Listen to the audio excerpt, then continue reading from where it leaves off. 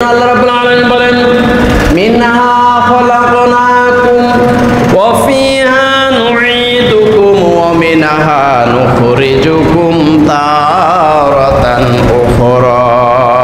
সূরা তাহা আয়াত নাম্বার 55। আল্লাহ রাব্বুল আলামিন বলেন মিনহা খলাকনাকুম, ও বান্দারা যে জমিনের উপরে দম্ভ করে হাঁটো, যেই মাটির উপরে তোমরা অহংকার করে পদচারণা করো, এই মাটি দিয়েই আমি আল্লাহ তোমাদেরকে সৃষ্টি করেছি। মিনহা খালাকনাকুম, এই মাটি দিয়ে তোমাদেরকে সৃষ্টি করেছি।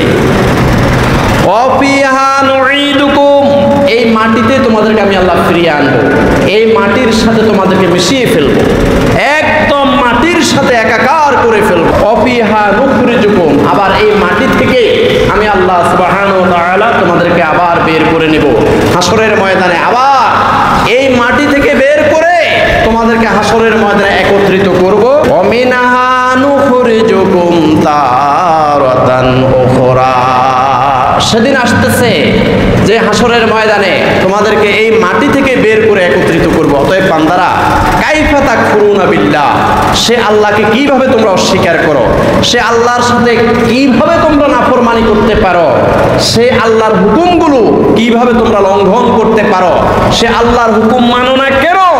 যেই আল্লাহ তোমাদেরকে মৃত থেকে সৃষ্টি করেছে, তোমরা মৃত ছিলে, সেখান থেকে জীবন দান করেছে, আবার এই মাটিতেই তোমাদেরকে মিশিয়ে ফেলবে, আবার এই মাটি থেকে তোমাদেরকে হাসরের ময়দানে আবার উত্থিত করবে। অতএব কাইফা তাকফুরুনা বিল্লাহ, বান্দারা কিভাবে আল্লাহকে অস্বীকার করো? কাইফা তাকফুরুনা বিল্লাহ, বান্দারা কিভাবে তোমরা আল্লাহর হুকুম লঙ্ঘন করো? কাইফা তাকফুরুনা বিল্লাহ, বান্দারা কিভাবে তোমরা এই দুনিয়ার মধ্যে আল্লাহর নাফরমানি করো?